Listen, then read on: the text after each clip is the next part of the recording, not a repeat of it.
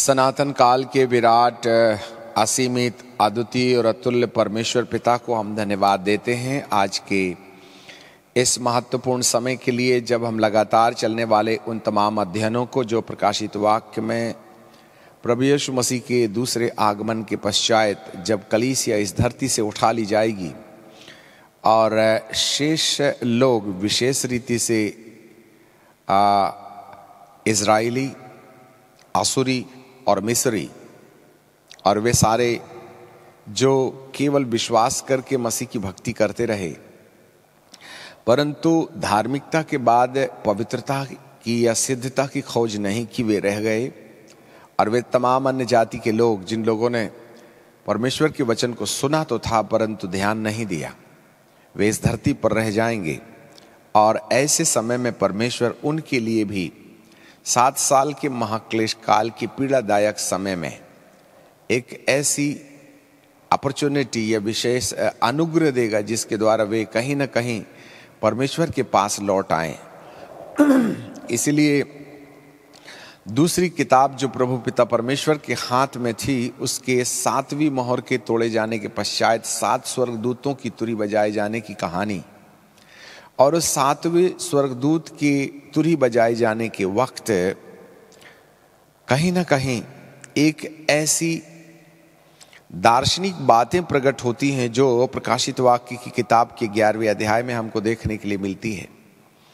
वो स्वर्गदूत जिसका चेहरा सूरज की नाई चमक रहा था, जिसके सिर पर मेघ धनुष और बादल ओढ़े हुए था, जिसके पैर आग के खंबे की तरह थे, उसने एक पैर पृथ्वी पर रखा और दूसरा समुद्र पर। उसके हाथ में एक छोटी सी किताब थी और उस किताब को हाथ में लिए हुए उसने गर्जन का शब्द पुकारा। और जब वह जोर से, ऐसे लिखा है प्रकाशित वाक्य की किताब के 10वें अध्याय में और उसके 3रे पद में, और ऐसे बड़े शब्द से चिल्लाया जैसे सिंह गरजता है। और जब वह चिल्लाया तो गर्जन के 7 शब्द सुनाई दिए। और यूहन्ना उसको लिखने वाला था, परंतु स्वर्गदूत जो यूहन्ना को दर्शन दिया करते थे उन्होंने कहा इसे मत लिख, इसे गुप्त रहने दे, क्योंकि इस समय और यदि इसका प्रकाशन प्रत्यक्ष हो जाए तो लोग उसे भुला देंगे। इसीलिए जब इन घटनाओं के घटने का समय आ जाएगा तब परमेश्वर अन्य भक्तों पर इस बात के मर्म को प्रकट करेगा कि इन 7 शब्दों में जो गर्जन के बीच में सुनाई देते हैं वो भेद क्या है। उस भेद का प्रकटीकरण उस युग के लोगों को दिया जाएगा जिस युग के लोगों के सामने ये घटनाओं के घटने का वक्त आ गया होगा। यदि परमेश्वर कुछ बातें स्पष्ट कर दें, क्योंकि दानियल की किताब में भी जब हम दानियल, बुक ऑफ दानियल चैप्टर 12, दानियल की किताब और उसका 12वां अध्याय, और वहां यदि हम देखें तो दानियल के साथ भी यही बात कही गई थी। मुझे निकालने दीजिएगा 12वां अध्याय और उसका 7वें पद का 2nd पार्ट। और यह दशा 3.5 काल तक रहेगी, और जब पवित्र प्रजा की शक्ति टूटते टूटते समाप्त हो जाएगी तब ये बातें पूरी होंगी। यह बात मैं सुनता तो था परंतु कुछ न समझता था। तब मैंने कहा, हे मेरे प्रभु, इन बातों का अंत फल क्या होगा? तब उसने कहा, हे दानियल चले जा, क्योंकि ये बातें अंत के लिए बंद हैं, इस पर मोहर दी गई है। यदि 3.5 साल के काल में पवित्र प्रजा के आशा के टूटते और समाप्त हो जाने की कहानी यदि दानियल को रिवील कर दी जाती तो उन घटनाओं को उस पीढ़ी के साथ दफन कर दिया होता। परंतु जब वो समय की पवित्र प्रजा की शक्ति के टूटने का समय आ जाएगा, उस समय ताजा हालात में ये बंद की गई मोहर खोली जाएगी, जिससे कि आज की भविष्यवाणियां जब कल पूरी होते हुए नजर आएंगी तो ऐसे समय में उस युग के लोग भविष्यवाणी पर यकीन करके परमेश्वर की ओर फिरने का काम करेंगे। अब यहां पर पवित्र प्रजा की बात है और आपको जानकारी मिले दो प्रकार की पवित्र प्रजा है। एक पवित्र प्रजा पुराने नियम की है जिसको इब्राहिम के द्वारा इसहाक और इसहाक से याकूब और याकूब के 12 गोत्रों को खतना किए जाने के द्वारा उसने कहा कि ये मेरे लोग हैं, मेरे निज धन हैं, जिनको मिस्र देश से निकाल के प्रतिज्ञा के देश में बसा दिया। परंतु दूसरी पवित्र प्रजा जो है वो 12 प्रेरितों के द्वारा स्थापित वो कलीसिया है जो आत्मिक दृष्टि से यहूदी वंश में गिने गए, इब्राहिम की संतान गिने गए। एक तो इब्राहिम के खून से पैदा होने वाले लोग भौतिक रीति से शारीरिक प्रजा हैं, जिसके 12 प्राचीन परमेश्वर के सिंहासन के इर्द गिर्द 24 प्राचीनों में से 12 प्राचीन पुराने नियम की प्रतिनिधित्वता करते हैं, जो शारीरिक रीति से भौतिक रीति से खतना किए जाने के द्वारा और इब्राहिम के वंश में पैदा हो जाने के कारण डीएनए के हिसाब से परमेश्वर की पवित्र प्रजा के रूप में आकलित किए जाते हैं। परंतु हम जो गैर यहूदी हैं, जो 12 गोत्र में नहीं जन्मे हैं, उन लोगों को यीशु मसीह पर विश्वास करने के द्वारा इब्राहिम की संतान और इब्राहिम के वंश की आशीषों के वारिसदार होने के लिए ठहराए गए। इसलिए पवित्र प्रजा एक भौतिक है और पवित्र प्रजा एक आत्मिक है। इसलिए 24 प्राचीन है परमेश्वर के सामने। तो हम जो 7 साल के महाक्लेश काल के अंदर में जो भी विपदापूर्ण और वापस लौटने के लिए जो एजेंडा 7 मोहर के तोड़े जाने और 7 स्वर्गदूत के तुरही बजाए जाने के बीच में जो परमेश्वर दर्शन दे के रखा है, वहां तो भौतिक प्रजा को परमेश्वर जो इब्राहिम के वंश में पैदा हुए उनको वापस लौटा लेने का इंतजाम कर रहा है। परंतु भौतिक प्रजा के साथ साथ पवित्र प्रजा भी है जो विश्वास के द्वारा परमेश्वर के प्रेम और अनुग्रह के रास्ते चुनाव की दशा में आए हैं।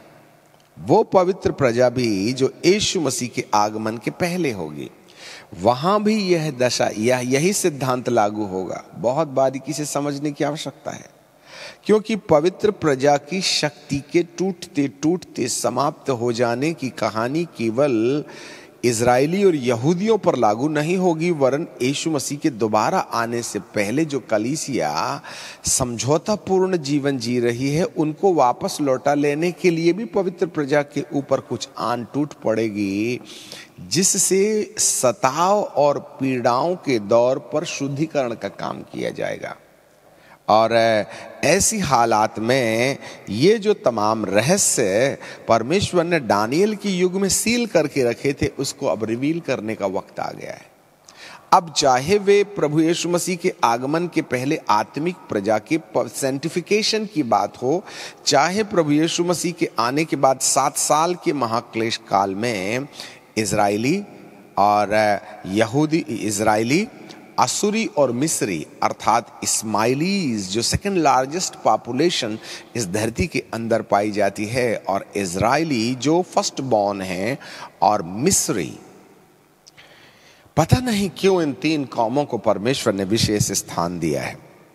और उनको बचाने के लिए हमने प्रकाशित वाक्य के 11वें अध्याय में और उसके 3 पद में देखा था कि मैं 2 गवाहों को भेजूंगा, और ये 2 गवाह टाट ओढ़े 1260 अर्थात 3 साल 5 महीने 42 महीने अर्थात 3 साल 5 महीने तक भविष्यवाणी करते रहेंगे। और ये कौन हैं? इसी छोटी किताब के अंदर में लिखा था, जो 3 नंबर वाली किताब है, जो स्वर्गदूत के हाथ में है, जिसकी गर्जन से 7 शब्द सुनाई दिए थे। अब ये 7 शब्दों का जो खुलासा है, जिसको प्रकाशित वाक्य में कहा था कि मत लिख, इसको गुप्त रख, और अब वो वक्त आ गया है कि इन गर्जन के पीछे छुपे हुए 7 शब्दों के पीछे जो रहस्य छुपा हुआ है, उसके प्रकट किए जाने का वक्त आ गया है। परंतु ये प्रकट करने की चाबी भी इन 2 महापुरुषों के हाथ में है, एलिया और Moses, apostle and the profit. Only apostle and the prophet has the authority to unlock the secret which God has planted in his own mind for the end time, after the resurrection, after the second coming of Christ or before the second coming of Christ. यदि आपको 7 साल के महाक्लेश काल में एलिया बाबा और मूसा बाबा की कहानी का रहस्य समझ में आ गया, तो आपको प्रभु यीशु मसीह के आगमन के पहले एलिया के अभिषेक और मूसा के अभिषेक का जो लक्ष्य परमेश्वर इस अंत के दिनों में धरती पर यीशु के आने के पहले कलीसिया को धार्मिकता और पवित्रता, संत लोग पवित्र किए जाएं, पवित्र लोग सिद्ध किए जाएं, उस प्रोसेस में लाके खड़े करने के लिए जो 2 प्रकार के अभिषेक, जो गोल्डन पाइप से गोल्डन ऑयल प्रोडक्ट हो रहे हैं जकरिया की किताब के अनुसार, उसका रहस्य नए नियम की कलीसिया को समझ में आ जाएगा। इसलिए काफी लंबा समय हमने प्रेरितों और भविष्यवक्ताओं को जो जैतून के 2 पेड़, जैतून की 2 डालियां, जैतून की डालियों के बीच में सोने की 2 नालियां और जिससे सुनहला तेल प्रकट होता है, उसके महत्व को समझा।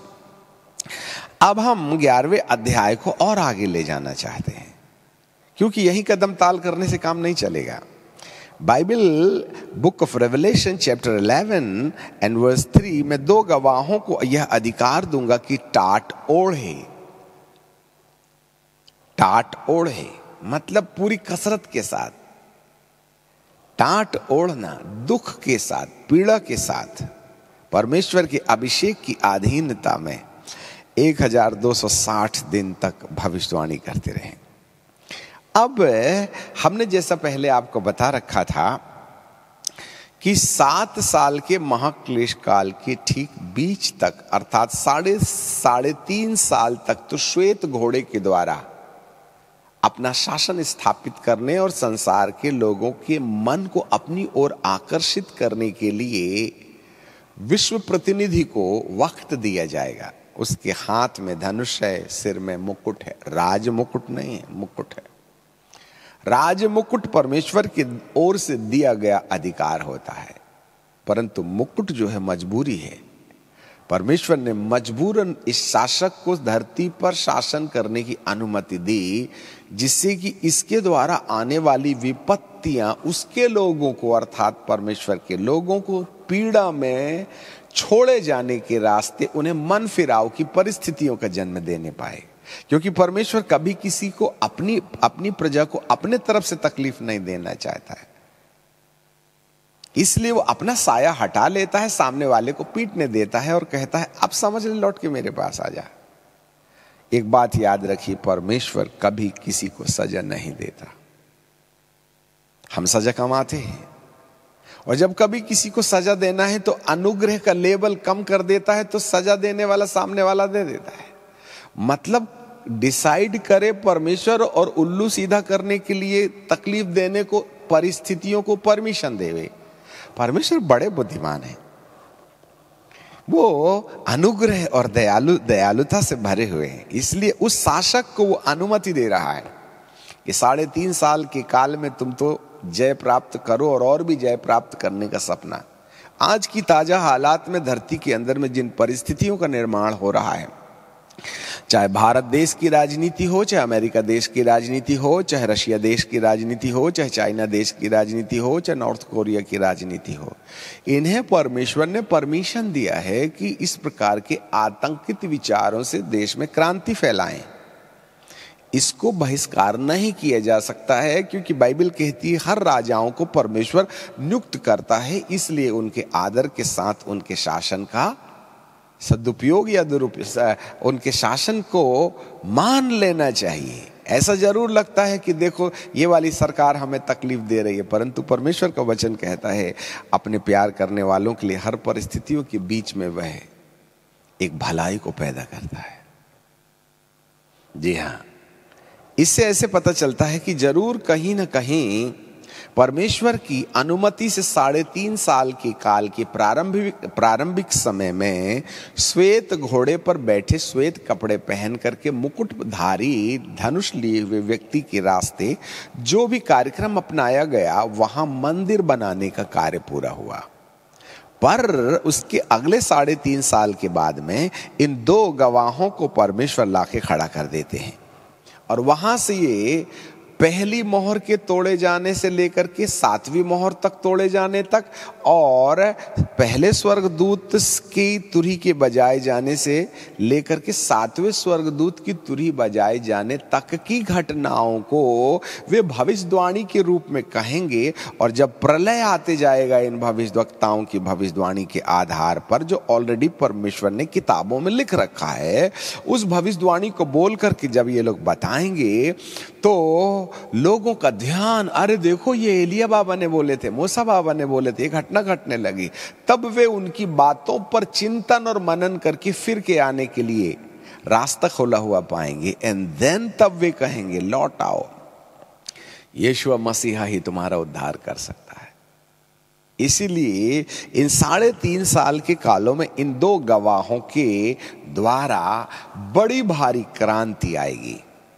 इजरायली में से पहले ही झटके में 1,40,000 वो तो चले गए, परंतु स्त्री जो जंगल में भाग गई थी, जिसको पंख दिए गए थे, और अजगर ने अपने मुंह से एक नदी बहाई, परंतु पृथ्वी ने उसकी मदद की और उस नदी को सक कर लिया, और वह 3.5 काल तक जंगल में पाली और पोसी गई। यही है इजरायली समुदाय के लोग। ये स्त्री और कोई नहीं है वरन यहूदी वंश में 12 गोत्र में पैदा हुए संपूर्ण धरती के वे लोग हैं जो भौतिक रीति से पवित्र प्रजा के रूप में पहचाने जाते हैं, और उनके लिए परमेश्वर ने इन 2 गवाहों को रखा है। ये जो 2 गवाह हैं वो यहूदियों को सबसे पहले, क्योंकि बेटों की रोटी कुत्तों को नहीं दी जाती, परंतु बेटे भी जब नहीं खाते हैं तो कुत्तों को परोस दिया जाता है।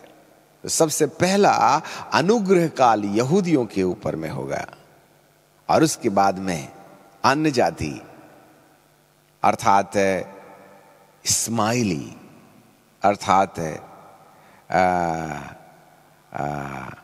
हे मेरे असुरी जो इब्राहिम के वंश में पैदा हुए, और हे मेरा मिस्र, इन तीनों के बीच में बड़ी भारी क्रांति इन दोनों भविष्यवक्ताओं के द्वारा की जाएगी। और जब ये 3.5 साल की सेवकाई के दौरान मेजॉरिटी में इजरायली, असुरी और मिस्रियों को उद्धार के अनुभव में ले आए होंगे, क्योंकि इन्हीं के ऊपर टारगेट होगा। और इसके बाद वे सारे अन्य जाति जिन लोगों ने सुसमाचार सुन तो लिया था परंतु विश्वास नहीं किया, और यदि यीशु को ग्रहण तो कर लिया था तो चंगाई तक उनकी गाड़ी खड़ी थी, वे धार्मिकता और पवित्रता के महत्व को समझ नहीं पाए, वे लोग भी रह जाएंगे।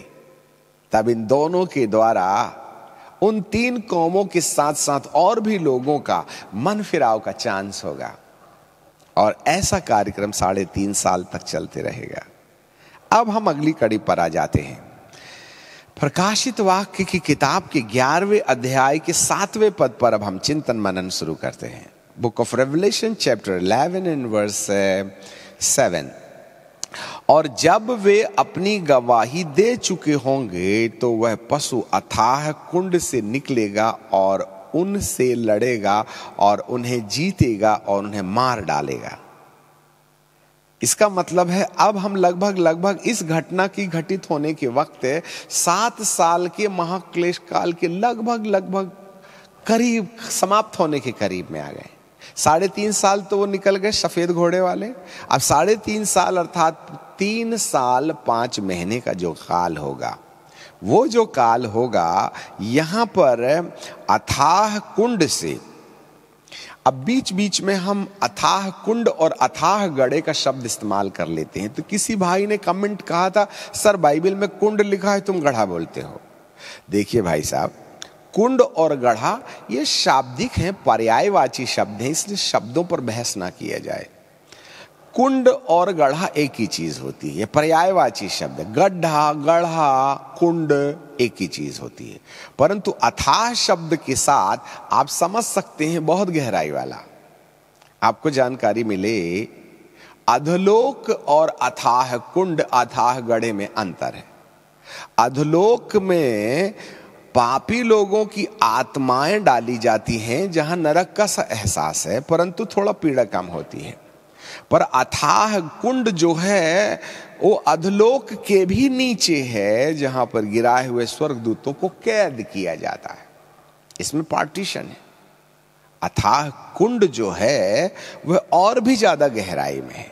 वहां मनुष्य की आत्मा नहीं, वरन स्वर्गदूतों की, फॉलन एंजल्स, जो बॉडी फॉर्मेशन में थे, जिनके बारे में हमने पहले बता दिया था, जो हवा समान, पवन समान, आग समान स्वर्गदूत जो गिराए गए थे, वो तो मध्य आकाश में टेरिटरी बना के बैठे हुए हैं।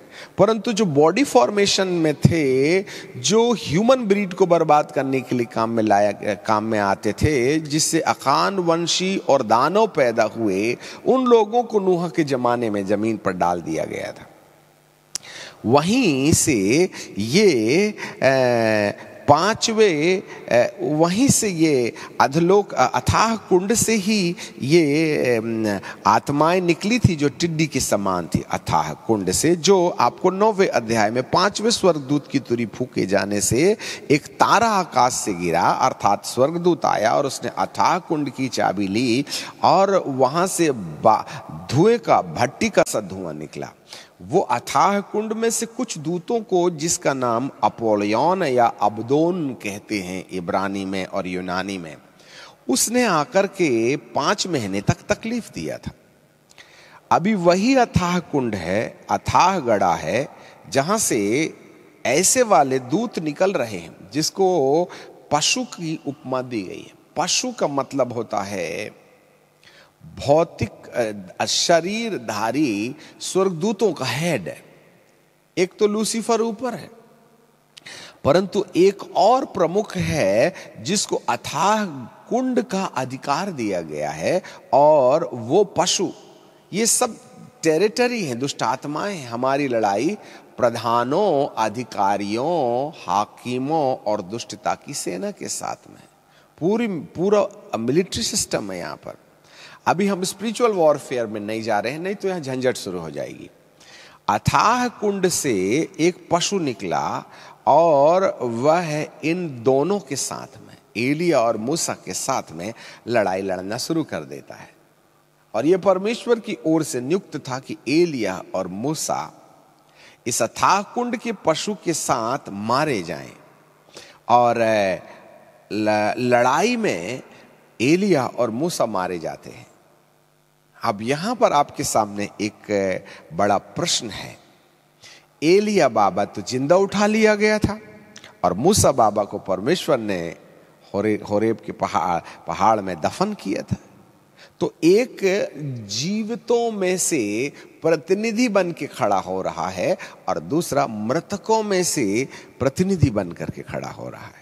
इसलिए जब यीशु मसीह आएंगे, किसी ने हमारे सामने कमेंट में एक प्रश्न पूछा था, उसको हम स्पष्टीकरण भी दे देते हैं, और वो ये था, अरे भारी मात्रा में लोग एलिया और मूसा और हनूक के बारे में आने की बात कर रहे हैं, क्योंकि बाइबल कहती है हर एक व्यक्ति को जब तक मृत्यु का स्वाद न चखे वह स्वर्ग में प्रवेश नहीं कर सकता। इसलिए एलिया को भी मरने आना पड़ेगा और हनूक को भी मरने आना पड़ेगा, क्योंकि दोनों जीवित उठा लिए गए थे। वहां मोसेस की जगह हनूक होना चाहिएगा।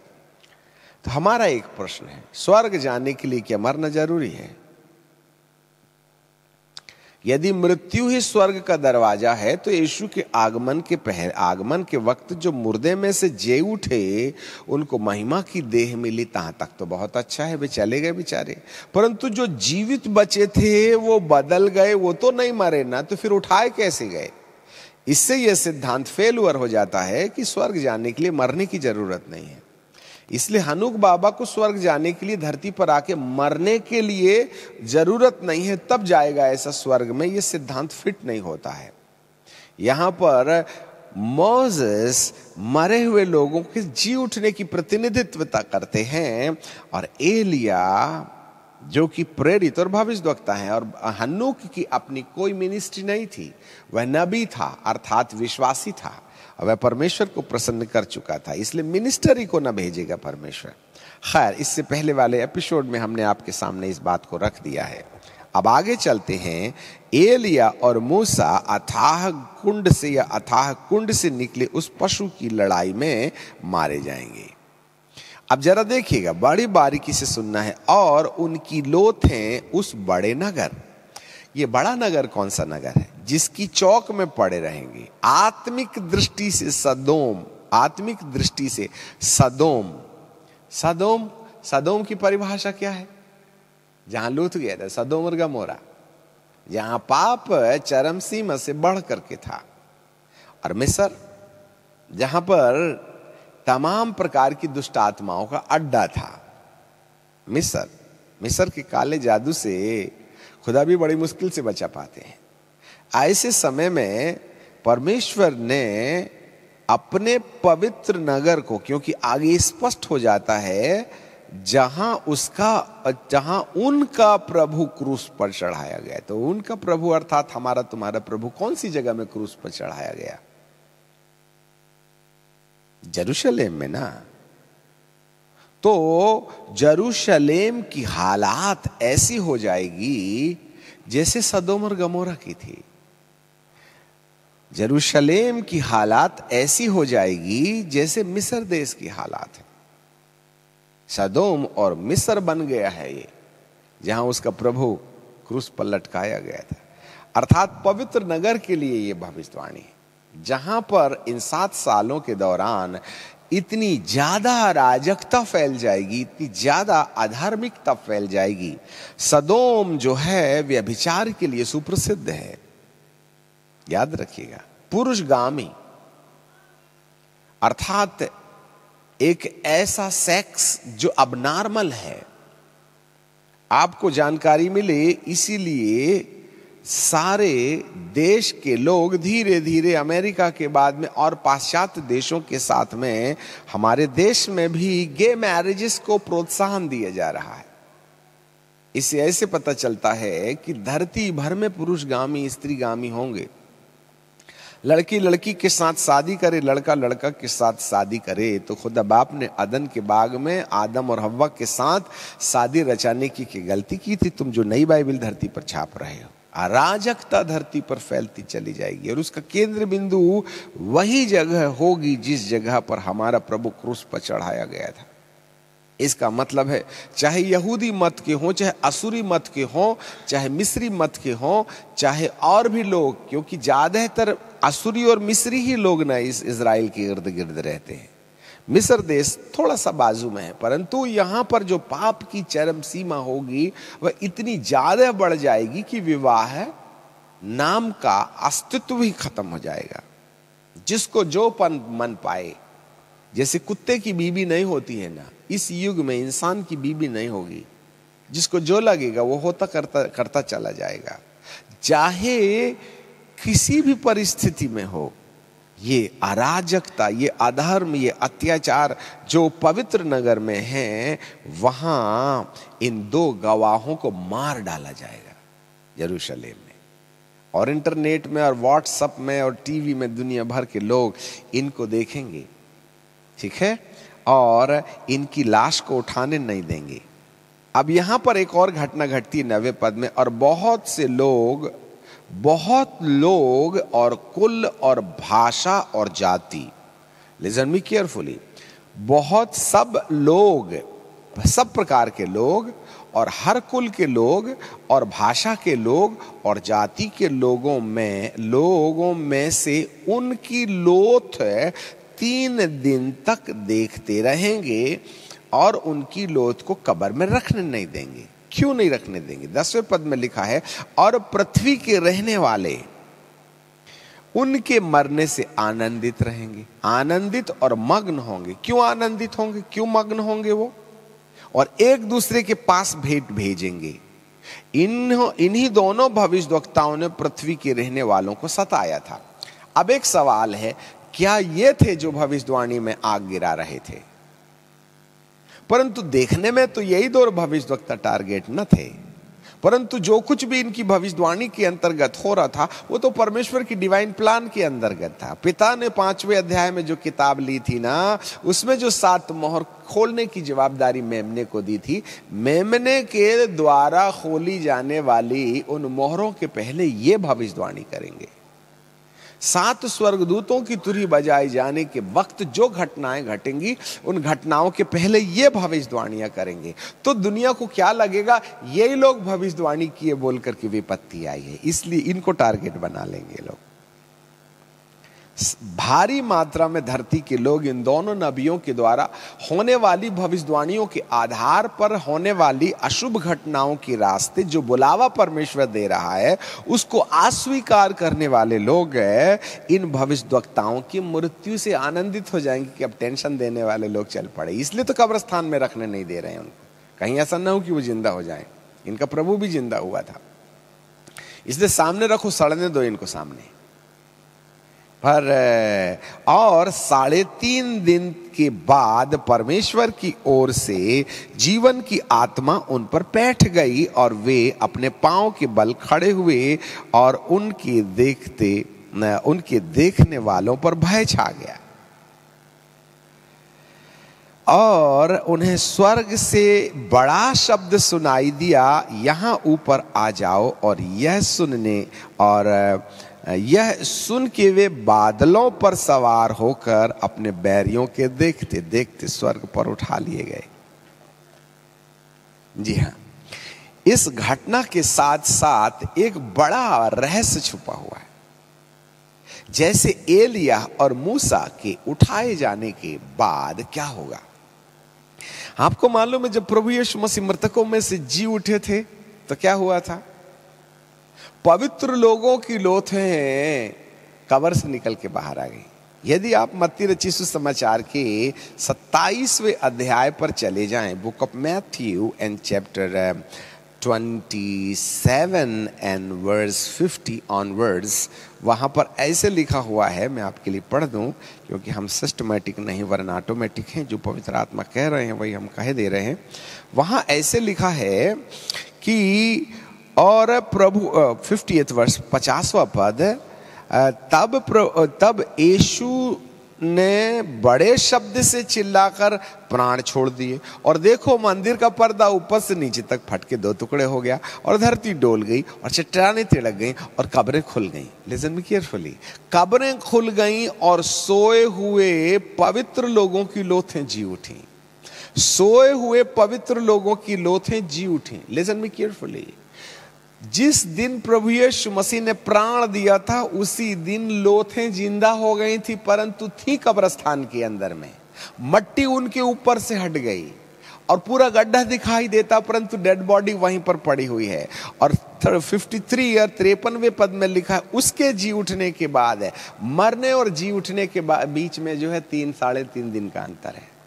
मतलब 3 दिन तक उनका शरीर माटी पर पड़ा था, जी गई, आंखें खुल गई पर देख नहीं सकती, कान खुल गए पर देख नहीं सकते, दिल भी धक धक धक धक धक धक कर रहा है पर बेचारे हिलडुल नहीं सकते क्योंकि पुनरुत्थान के प्रभु को पहले आगे निकलने का वो इंतजार कर रहे हैं। और जैसे यीशु मसीह मृतकों में से जी उठा, 53वें पद में लिखा है उसके जी उठने के बाद वे कब्र से निकले और बहुतों को दिखाई दिए। पावर ऑफ रिजरेक्शन, ये ऐसी ही घटना यहां भी होने वाली है। जब ये 3.5 साल तक भविष्यवाणी करने वाले एलिया बाबा और मूसा बाबा जब मृतकों में से जी उठेंगे, क्योंकि स्वर्ग से जीवन की आत्मा उनके ऊपर आएगी और वो अपने पैरों के बल खड़े होंगे और देखते देखते वे बादलों पर सवार होकर के उठाए जाएंगे। इसी घटना के तुरंत बाद, अभी 7वीं तुरी का सेकंड पार्ट नहीं आया है, याद रखिएगा, अभी तो फर्स्ट पार्ट है। मनोरथ की बातें खोल रही हैं यहां पर। इसीलिए एलिया और मूसा के उठाए जाने के तुरंत बाद जितने लोग अब तक 7 साल के महाक्लेश काल का 3.5 साल में हत्या वत्या का कोई काम नहीं होगा, परंतु ठीक बीच में से जो महाक्लेश काल के काम की शुरुआत होगी, जहां लाल घोड़ा, काला घोड़ा, पीला घोड़ा की शुरुआत होगी, उसी दौरान लाल घोड़े की भविष्यवाणी करने के वक्त ये दोनों वहां हाजिर होंगे। काले घोड़े की दूसरी भविष्यवाणी इन्हीं के द्वारा होगी, पीले घोड़े की भविष्यवाणी इन्हीं के द्वारा होगी। और उस बीच में कितने लोग मर रहे हैं याद रखिएगा। और जो लोग मरते चले जा रहे हैं, क्योंकि वहां पर जो लोग हैं परमेश्वर के पीछे चलने के लिए यीशु मसीह को स्वीकार कर लेंगे और लिखी वाली बाइबल के अनुसार वो जीवन यापन करना शुरू कर देंगे, तो वन वर्ल्ड गवर्नमेंट का जो प्रेसिडेंट है उनकी हत्या करने लगेगा, क्योंकि वो उनको मोहर लगाएंगे। अभी हमको फिर से 7.5 साल के महाक्लेश काल के बीच में जाना पड़ेगा, क्योंकि अगला अध्याय जो सामने आता है 13वां अध्याय, वहां पर फिर से उस पशु की बात शुरू होती है जो पशु श्वेत घोड़े की सेवकाई के बाद शुरू होता है। अभी उलझ जाएंगे हम यदि वहां जाएंगे तो। हमको बार बार 3.5 साल के बीच में जाना पड़ेगा। एक स्टडी एलिया मूसा के बाद में हो जाएगी, फिर वन वर्ल्ड गवर्नमेंट के बारे में फिर स्टडी हम शुरू करेंगे और 3.5 साल के काल के आखिरी में आएंगे। इसलिए 3.5 साल के दौरान जो शासक धरती पर 13वें अध्याय के अनुसार हमने देखा कि मैंने एक पशु को समुद्र में से निकलते देखा जिसके 10 सींग और 7 सिर थे, अर्थात एक ऐसा शासक जो धरती को 7-10 भागों में विभाजित करके 7 प्रतिनिधियों को खड़ा कर लेगा, और उसके 10 सींग थे, 10 राजाओं को वो नियुक्त कर करके एक ऐसी विश्वव्यापी सरकार बना देगा जो चीते और भालू और सिंह के समान धरती को फाड़ने के लिए, जी हां, 3.5 साल के प्रारंभ में मंदिर बनाए जाने के बाद जब यहूदी लोग इस शासक की शासकता के ऊपर में संदेह करने लगेंगे, तब दुनिया की ताकत इजराइल के विरुद्ध खड़ी हो जाएगी। तब वहां बहुत से लोगों की मृत्यु होगी, क्योंकि वे इस शासक की मोहर नहीं लगवाएंगे, इसलिए वे मार डाले जाएंगे। तो यहां पर 2 प्रकार के लोग होंगे। बहुत से लोग इन 3.5 साल के काल में परमेश्वर के पीछे चलने के कारण मौत के घाट उतार दिए जाएंगे, वहां मरे हुए लोग होंगे। और बहुत से लोग बचे भी रहेंगे जिन्होंने मोहर नहीं लगाई है। इसलिए एलिया जीवित लोगों की प्रतिनिधित्वता में और मूसा मरे हुए लोगों की प्रतिनिधित्वता में, जैसे ही यीशु मसीह के जी उठने के बाद बहुत से लोग पवित्र लोगों की लोथें जी उठी, कुछ इसी प्रकार की जो घटनाएं हैं एलिया और मूसा के उठाए जाने के तुरंत बाद जिन जिन लोगों ने परमेश्वर की मोहर लगा ली है, ये मोहर लगाए जाने वाले कौन लोग हैं?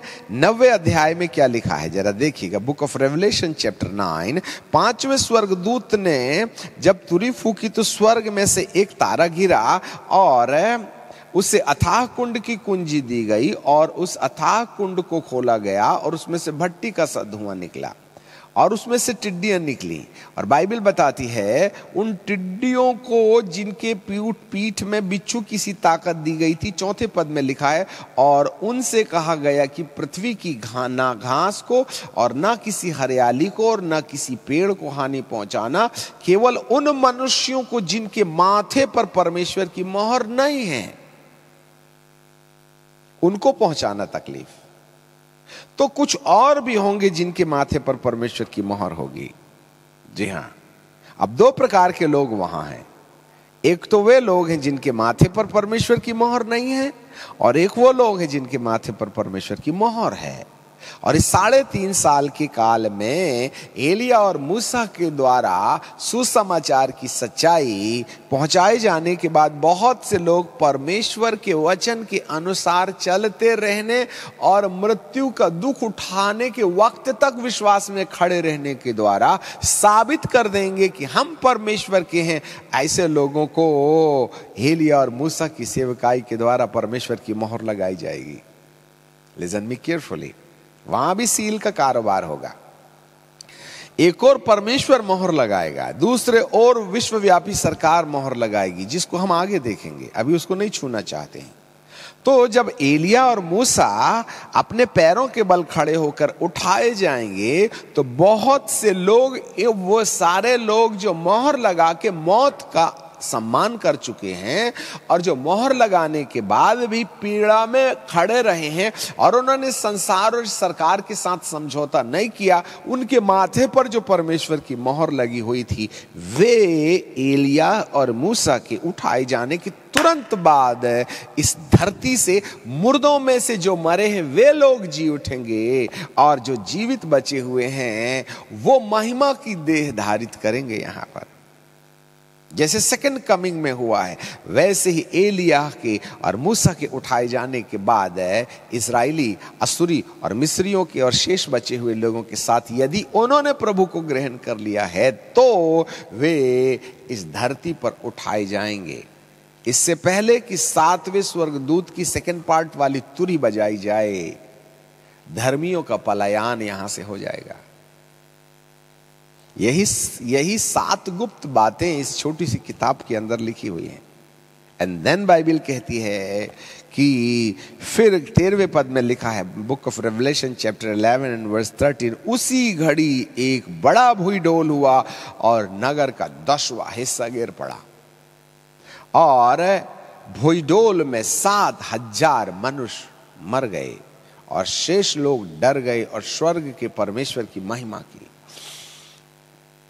जी हां, यहां पर फिर भेड़ों और बकरियों के अलग किए जाने का काम पूरा किया जा रहा है। हालेलुया। वो स्त्री जो जंगल भाग गई थी, उसमें से भारी मात्रा में लोग धरती पर उठा लिए जाएंगे। जी हां, और ऐसा करने के द्वारा परमेश्वर कहीं ना कहीं हमारे साथ है, अनुग्रह बरत रहा है। अब 14वें पद में, 11वें अध्याय के 14वें पद में, दूसरी विपत्ति तो बीत गई, अब तीसरी विपत्ति शीघ्र आने वाली है।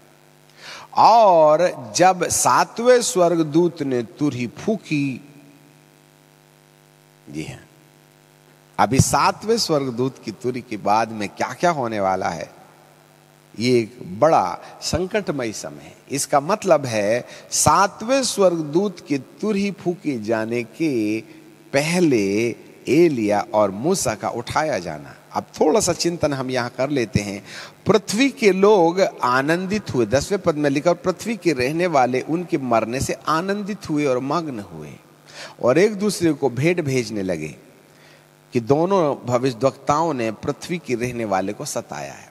अब हमारा एक प्रश्न है, ये कौन लोग हैं जो इनके मरने से आनंदित हो रहे हैं? ये कौन लोग हैं जो एक दूसरे के पास एलिया और मूसा के मरने के वक्त भेंट भेज रहे हैं? शायद ये भीड़ वही भीड़ होगी जिस भीड़ ने इन समयों तक 3.5 साल के काल में इन भविष्यद्वक्ताओं की भविष्यवाणी के आधार पर आने वाली विपत्ति से परमेश्वर को नहीं पहचाना और परमेश्वर के उपकार को मानने तैयार नहीं थे, और उन्होंने इन दोनों भविष्यद्वक्ताओं की भविष्यवाणी को रिजेक्ट कर दिया।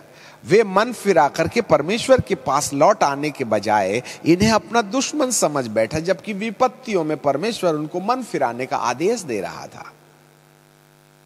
ऐसे समय में जो लोग अभी भी इन दोनों के साथ सहमत नहीं हुए वरन इनके विद्रोही थे, केवल वे ही लोग जो हैं, पृथ्वी भर के लोग इन दोनों भविष्यद्वक्ताओं की मृत्यु के कारण आनंदित और मग्न हो गए। इससे ऐसे पता चलता है, या तो इन लोगों ने वो शासक की मोहर लगा ली है या इस शासक के पक्ष में इनकी विचारधाराएं हैं, जो 13वें अध्याय में सामने आता है, जो 7 साल के महाक्लेश काल के ठीक बीच में से जिसका कारोबार शुरू होता है। इसका मतलब भेड़ और बकरियां अलग की जा रही हैं। एक और परमेश्वर के मोहर लगाए गए लोग एलिया और मूसा के बाद आकाश गंगा में उठाए जाते हैं, और वे लोग जिन लोगों ने उस पशु की पूजा की और पशु ने उनको मूर्ति, उस पशु की पूजा की और पशु ने उनको अपनी चिन्हानी दे दी है, उस चिन्हानी वाले लोग ही होंगे जो इनके मरने पर आनंदित हो जाएंगे। अभी हमने उसको शुरू नहीं किया है। ये कौन लोग होंगे जिनके माथे पर और हाथ पर मोहर लगाई जाएगी? हमको फिर से 3-7 साल के महाक्लेश काल के ठीक बीच में जाना पड़ेगा, जब वो शासक के बारे में हम चिंतन मनन करेंगे तब। जी हाँ, परमेश्वर की मोहर लगाए गए, उठाए गए, और जितने भी लोग यहां इन दोनों भविष्यद्वक्ताओं की मृत्यु से आनंदित हैं, शायद ये लोग वही लोग हैं जिन लोगों के माथे पर किसी दूसरे ने मोहर लगा दिया है, इसलिए इनकी बुद्धि मतिमंद हो गई है। जी हां, ये ढीठ हो गए हैं। इनके लिए उद्धार की सच्चाई, इनकी आंखें बंद कर दी गई हैं। एक बार उस पशु की यदि आपने चिन्हानी ले ली तो सच्चाई की सत्यता के लिए हमारी आंखें बंद हो जाएंगी। फिर जो भी प्रोसिक्यूशन आता है, जो भी बुलावा परमेश्वर देता है, उन लोगों के लिए कहीं ना कहीं यह भ्रांतिपूर्ण दशा बन जाएगी। हालेलुया। मेरे प्रियो, यहां पर सबसे महत्वपूर्ण बात यही है, यहां पर परमेश्वर की मोहर लगाए गए लोग उठा लिए गए, और जिन लोगों के माथे पर या हाथ पर इस शहंशाह ने मोहर लगाई है, वे लोग इन भविष्यद्वक्ताओं के विद्रोह में खड़े हो जाएंगे। यही सबसे महत्वपूर्ण बात है। इसका मतलब यहां सेपरेशन शुरू हो गया है। मेरे प्रियो, अब 7वीं विपत्ति यहां शुरू होती है। 7वें स्वर्गदूत की तुरी बजाई जाती है। अब पढ़ ही लेते हैं उसको, ठीक है। दूसरी विपत्ति बीत चुकी और तीसरी विपत्ति शीघ्र आने वाली है। और जब 7वें स्वर्गदूत ने तुरी फूकी तो स्वर्ग में इस विषय पर बड़े शब्द होने लगे, जगत का राज्य हमारे प्रभु का और मसीह का हो गया है। अब यहां स्पष्ट हो जाएगा, जगत का राज्य 7वें स्वर्गदूत के सेकंड स्टेंजा में, जगत का राज्य हमारे प्रभु का और मसीह का हो गया है, और वह युगान युग राज्य करेगा। और 24 प्राचीनों को जो परमेश्वर के 24 प्राचीनों को जो परमेश्वर के सामने अपने अपने सिंहासन पर बैठे थे, मुख के बल गिर करके परमेश्वर को दंडवत किया। क्यों? क्योंकि अब यहां 24 प्राचीन है, 12 प्राचीन नहीं है, 24 प्राचीन। क्योंकि 12 प्राचीन के लोग तो प्रभु यीशु के दूसरे आगमन में उठाए लिए गए, और 12 प्राचीन जो 12 गोत्र के लोग थे, जिसमें मिस्री, असुरी और इजराइली आ गए, वे भी एलिया और मूसा के उठाए जाने के साथ साथ या बाद में, हमें नहीं कह सकते क्योंकि लिखा हुआ स्पष्ट नहीं है, परंतु सांकेतिक भाषा में हम समझ सकते हैं, इसी बीच में परमेश्वर की मोहर लगाए मरे और जिंदे लोग भी उठाए जाएंगे, इनको महिमा की देह दी जाएगी। इसीलिए 24 प्राचीन, चाहे वह नए नियम के हों चाहे वह पुराने नियम के हों, वे सारे के सारे लोग मुख के बल गिर करके परमेश्वर को दंडवत करेंगे, क्योंकि परमेश्वर का राज जगत पर स्थापित हो गया है। अब जितने लोग इन दोनों भविष्यद्वक्ताओं के मरने पर आनंदित होने वाले थे, हो रहे थे, जिनके माथे पर दुष्ट ने मोहर लगा रखी है, उस पशु ने, उनका खात्मा कैसे होगा वो आपको हम 12वें अध्याय में देख कर चिंतन करके देखेंगे। तो ये सब दंडवत करने लगे और कहने लगे, परमेश्वर का धन्यवाद हो। वे गिर करके परमेश्वर को दंडवत करके यह कहने लगे कि हे सर्वशक्तिमान परमेश्वर, जो था वह तेरा धन्यवाद करते हैं कि तूने अपनी बड़ी सामर्थ के काम में, अपने सामर्थ के कामों में लाकर राज्य किया, और अन्य जातियों ने क्रोध किया और तेरा कोप उन पर आ पड़ा। अभी आया नहीं, आने वाला है, आ पड़ा, और वह समय आ चुका है कि मरे हुओं का न्याय किया जाए, और तेरे दास भविष्यद्वक्ताओं और पवित्र लोगों को जो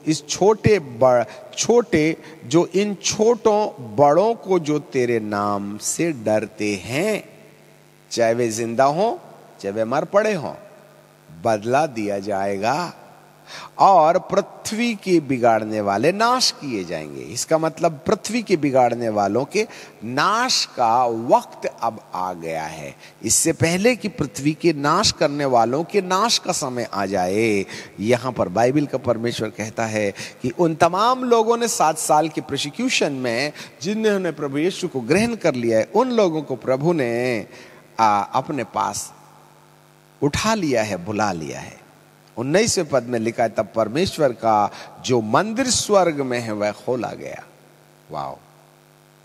और उस मंदिर में उसकी वाचा का संदूक दिखाई दिया, और बिजलियां और शब्द और गर्जन और भूडोल हुए और ओले पड़े, क्योंकि यहां पर इस वाचा के संदूक के ऊपर परमेश्वर की उपस्थिति अब तक के लोगों के ऊपर में पूरी हुई, और वे महापवित्र स्थान अर्थात अनंत काल के जीवन में प्रवेश करने के लिए तैयार हो गए।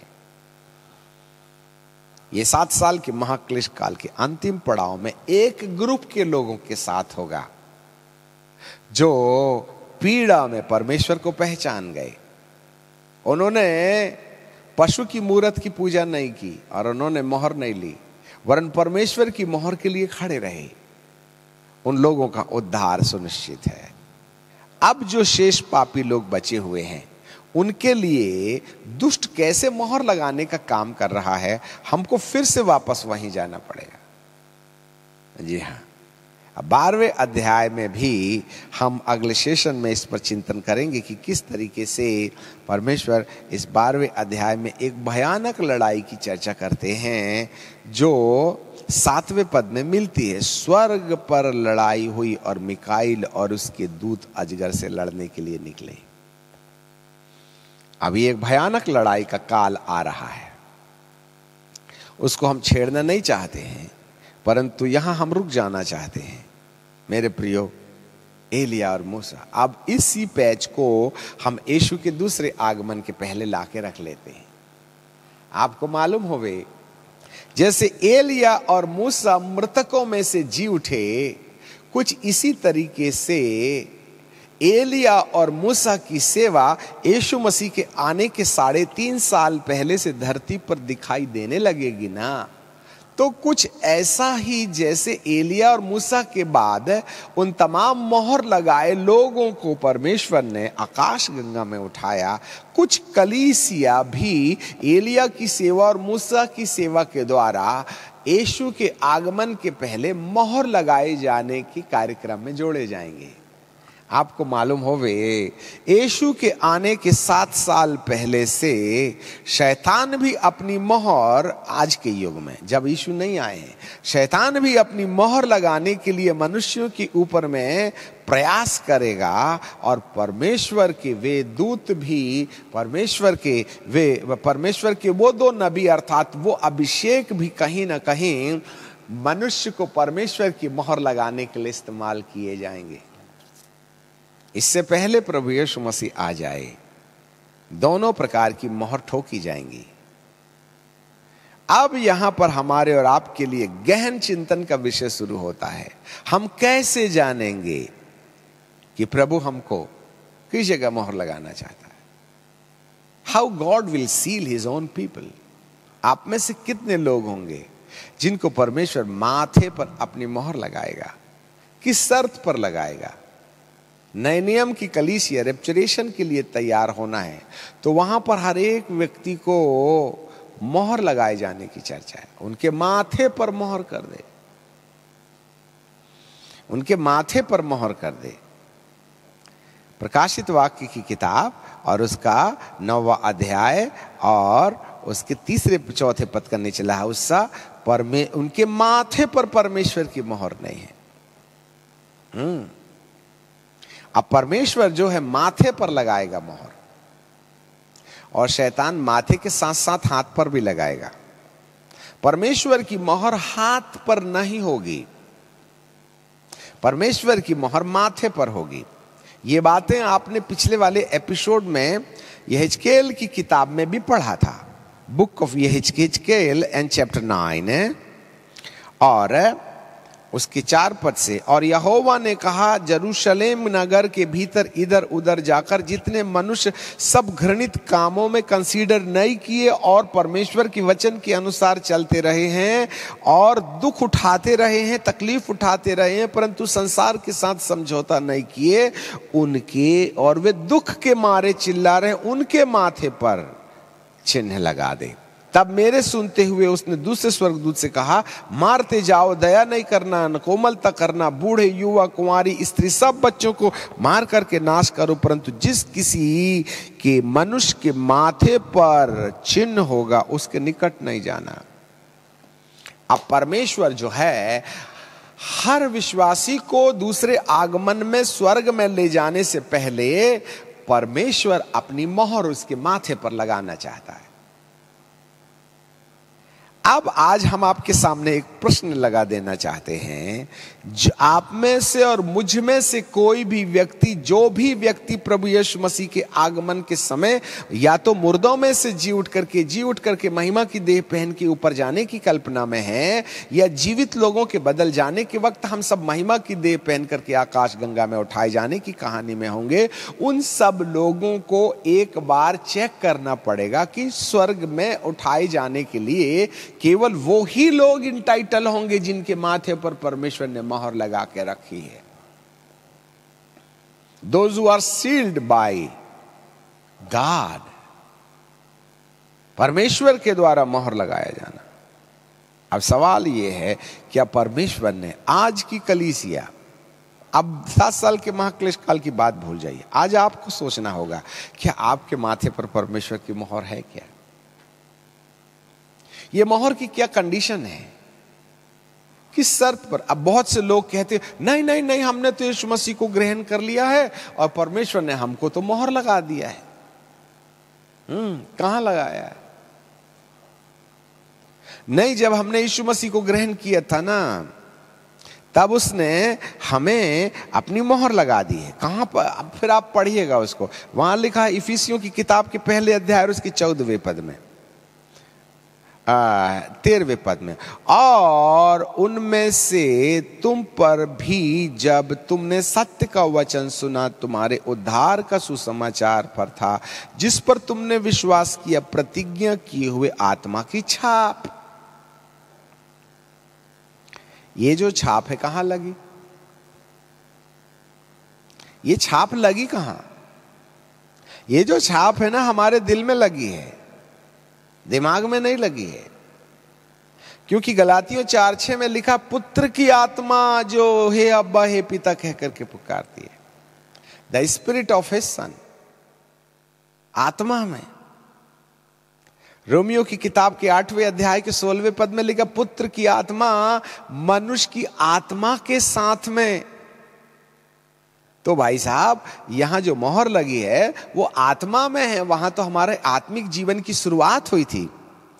8वें अध्याय के 16वें पद में, आत्मा आप ही हमारी आत्मा के साथ में, दिमाग के साथ में नहीं ना है, आत्मा आप ही हमारी आत्मा के साथ गवाही देती है कि हम संतान हैं, पुत्र तो नहीं ना। पुत्र यीशु की आत्मा और पवित्र आत्मा हमारी आत्मा के अंदर आती है, तो हमारी आत्मा के अंदर पुत्र ने संतान होने की मोहर लगा दी है। माथे पर नहीं लगी है, याद रखना। आत्मा में मोहर लगाया जाना धार्मिकता के लिए होता है और माथे पर मोहर लगाया जाना पवित्रता के लिए होता है। हाँ, आत्मा में यीशु को ग्रहण करने से हम पापियों में से धर्मी ठहराए गए, परमेश्वर की संतान बन गए, पुत्र नहीं बने। परंतु रोमियो की किताब में और उसके 8वें अध्याय के 14वें पद में लिखा है, जितने लोग आत्मा के चलाए चलते हैं वे ही परमेश्वर के पुत्र हैं। संतान और पुत्र में अंतर है। संतान यूहन्ना 1:12 के अनुसार जो प्रभु यीशु को ग्रहण कर लेते हैं उनकी संतान हो जाते हैं। Those who are accepting Christ as a personal savior, they are the children of God, not the son of God. संतान बन जाना धर्मी होने के रास्ते हैं। आत्मा के चलाए चलने के द्वारा माथे को परमेश्वर की आज्ञा के अनुसार चलाने के द्वारा पवित्रता को कायम करने की कहानी हमारे माथे पर मोहर लगाने का कारण है। इसलिए मिसअंडरस्टैंडिंग में मत रहिए। दिल में मोहर और माथे पर मोहर, दिल का उद्धार और माथे का उद्धार। दिल मतलब आत्मा का उद्धार यीशु और पवित्र आत्मा से हो जाता है, परंतु मन का जो उद्धार है वचन के अनुसार आत्मा की सहायता से चलने के बाद जो मन का नवीनीकरण होता है, जो मन का बदलाव हो जाता है, और जिसका मन का नवीनीकरण हो जाता है केवल उसी के माथे पर मोहर लगाई जाएगी। आज तो मन के नवीनीकरण की कहानी ही धरती से गायब हो गई है। इसके लिए आपको हमारे मन के नवीनीकरण की एपिसोड्स पढ़नी होंगी, देखनी होंगी। जिसका मन नहीं बदलेगा उसके माथे पर मोहर नहीं लगाई जाएगी। दिल बदलना हर एक के लिए आसान काम है, परंतु मन बदलने के लिए मरने तक परमेश्वर की आज्ञा का पालन करते रहना पड़ेगा। It's very easy to accept the Christ and have the salvation in your spirit, but it's a very hard to transform your attitudes, your mind, transformation of your mind है। मन का नवीनीकरण है, और जिसका मन का नवीनीकरण हो जाएगा उसी के माथे पर मोहर लगेगी और केवल वही सुरक्षित होगा। इसलिए हेलमेट पहनने की कल्पना करें, मुकुट का सपना बाद में देखना। जिसने हेलमेट ही नहीं पहना है मुकुट कहां से पहन लेगा? अरे तूफान की तरह विचार आ रहे हैं यहां पर, लोभ के, लालच के, शिकायत के, नुक्ताचीनी के, महान बनने की कल्पनाओं के। इन तमाम बातों के कारण तो आज हमारे माथे पर तो भैया कोई और ही बैठा है। शांति का परमेश्वर तुम्हारे शैतान को तुम्हारे पैर के नीचे कर देगा। अब शांति होगी तभी ना पैर के नीचे आएगा, नहीं आएगा तो सिर के ऊपर बैठा रहेगा। अब कितने लोगों के सिर में शैतान बैठा हुआ है, हेलमेट ही नहीं लगाए उन लोगों ने। जिनके माथे पर हेलमेट नहीं तो मोहर कहां से, और जब मोहर नहीं तो सपना कैसे देख लिया आपने यीशु के साथ ऊपर जाने का? We need the helmet of the salvation. Helmet सिर में पहनते हैं, जिसके सिर में हेलमेट होगा वही मुकुट पहनेगा। जिसके सिर में हेलमेट नहीं है, उद्धार कौन सा वाला उद्धार? आत्मा वाला नहीं, आत्मा वाला तो हो गया यीशु को ग्रहण करने के टाइम पर। सिर वाला उद्धार चाहिए हमको। We need the salvation in our mind. Transparency, accountability, holiness. संत लोग सिद्ध किए जाएं, और ये काम जो है एलिया और मूसा की सेवकाई के द्वारा किया जाएगा। मैं एक बात कहकर के समाप्त करना चाहते हैं। चर्च जाने वालों, बपतिस्मा लेने वालों, पवित्र आत्मा पाने वालों और अन्य भाषा बोल करके पेंटिकॉस्टल होकर के दावा रखने वालों, यदि आपका माथा परमेश्वर की आत्मा के नियंत्रण में नहीं है, यदि आपने परमेश्वर के वचन के अनुसार पवित्र आत्मा के अभिषेक की सहायता से अपने मन को वचन के अनुसार चलने वाला मन नहीं बनाया, जिससे एक ऐसे वाले स्वभाव का निर्माण होता है जो प्रभु यीशु मसीह के स्वभाव से मिलता जुलता होता है, तब तक आपके माथे पर मोहर लगाने का कार्यक्रम नहीं होगा। और जब तक माथे पर मोहर नहीं होगी तब तक ऊपर उठाए जाने का सपना बंद कर दीजिएगा। आप चंगाई का ड्रम बजाते रहिए, भविष्यवाणी का ड्रम बजाते रहिए, और दिमाग में अनाप शनाप बातें आने दीजिएगा। क्रोध आए, विरोध आए, डाह आए, जलन आए, शिकायत आए, जो कुछ आता है आते रहे। आप मुझे हाथ जोड़ के विनती करता हूं, आपका स्वर्ग में बिल्कुल नंबर नहीं लगने वाला। कान खोल के सुन लीजिएगा, जब तक मन का नवीनीकरण नहीं हो जाएगा। हेलमेट ही नहीं है आपके सिर में, कहीं उसकी नुक्ताचीनी कर रहे, कहीं उसकी लाइन काट रहे, कहीं उसकी पत्नी की छेड़छाड़ कर रहे, कहीं माँ बाप का अपमान कर रहे, कहीं पादरियों के साथ में अपमान कर रहे, कहीं तुम एक संस्था से दूसरे संस्था के ऊपर में बैर का बीज बो रहे हैं। आपको क्या लगता है इन तमाम माथे के अंदर में होने वाले कार्यक्रम के आधार पर खुदा आपके माथे पर मोहर लगा देगा? दूसरे आगमन में केवल वे ही लोग उठाए जाएंगे जिनके माथे पर परमेश्वर ने मोहर कर दी, और केवल वे ही लोग सुरक्षित रहेंगे आज के काल में। यीशु मसीह के आने के पहले तक जो भी विपत्तियां धरती में आने वाली, चाहे कोरोना हो, चाहे भूकंप हो, चाहे मरी हो, चाहे सताव हो, इन तमाम पीड़ाओं के अंदर में सुरक्षित रहने वाला व्यक्ति केवल वही होगा जिसके माथे पर परमेश्वर की मोहर है। क्योंकि बाइबल कहती है एजकेल 9 के अनुसार कि उनके पास मत जाना जिनके माथे पर परमेश्वर की मोहर है, वरन उनको मार करके नाश करो जिन लोगों ने परमेश्वर की मोहर को अपने माथे पर लगाने के लिए इनकार कर दिया है। सताव पवित्र लोगों के लिए नहीं है, सताव भटके हुए लोगों के लिए है। यदि आज आप आने वाली विपत्ति को, जो यीशु के आगमन के पहले प्री ट्रिबुलेशन के रूप में आएगी, उसमें सुरक्षित बचे रहना चाहते हैं, तो मोहर लगाने की सच्चाई को अपने लिए लागू करने के लिए जांच पड़ताल करना शुरू करें। यस, मेरा परमेश्वर आपके मन की आंखों को खोले। आज सब लोग चेक करें कि माथे पर मोहर का मतलब क्या होता है। किसके माथे पर मोहर लगाएगा? किसको नुकसान नहीं होगा जब दूसरा स्वर्गदूत तलवार लेके चलेगा? जी हाँ, परमेश्वर आपके साथ बना रहे। एलिया और मूसा आपकी मदद करेंगे। The teaching of apostle and the teaching of the profit will help you. The anointing of the apostle and the anointing of the prophet is going to help you to maintain your life, to transform your life, to correct your life, to purify your life, to perfect your life, जिससे कि परमेश्वर आपसे प्रसन्न होकर आपको ऊपर जाने लायक बना ले। दुआ मांगे। आसमानी बाप, हम आपको धन्यवाद देते हैं।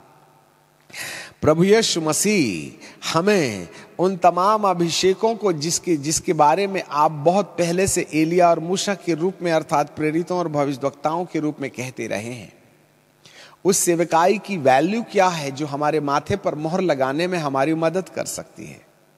प्रेरिताई शिक्षा और भविष्यद्वक्ताई शिक्षा क्या है? हे प्रभु, इसकी वैल्यू हमको समझने का अनुग्रह दे दीजिएगा, जिससे कि कहीं ना कहीं आपके आगमन से पहले हम अपने माथे पर मोहर लगवा लें, जिससे कि प्यारे पिताजी संसार में हम महफूज रहने पाएं। इसलिए प्रभु, आपके वचन ने लूका रचित सुसमाचार के 21वें अध्याय के 34 से 37 पद के बीच में कहा है, जिससे कि तुम आने वाली विपत्ति से बचने और मनुष्य के पुत्र के सामने खड़े रहने के योग्य हो सको। आने वाली विपत्ति से बचने के लिए शायद हमारे माथे पर मोहर लगाने की आवश्यकता है, और इसी मोहर के कारण मनुष्य के पुत्र के सामने खड़े रहने का अधिकार भी हमको प्राप्त हो जाएगा। प्रभु, तेरे लोगों को जिन्होंने वचन सुना है, आज अपने माथे पर मोहर लगाने की चिंता सताने लगे, और हमें अनुग्रह देना कि ये माथे पर मोहर लगाए जाने का तात्पर्य क्या होगा, हम कैसे मोहर लगा सकते हैं। हे पिताजी, इसका प्रकाशन उन तुरहियों के 7 शब्दों के बीच में पाया जाता है, जिस स्वर्गदूत ने छोटी किताब अपने हाथ में ले रखी थी। प्यारे पिताजी, हम आपको धन्यवाद देते हैं, आपको महिमा, आदर और सम्मान देते हैं। यीशु नासरी के नाम से मांग लेते हैं, आमीन।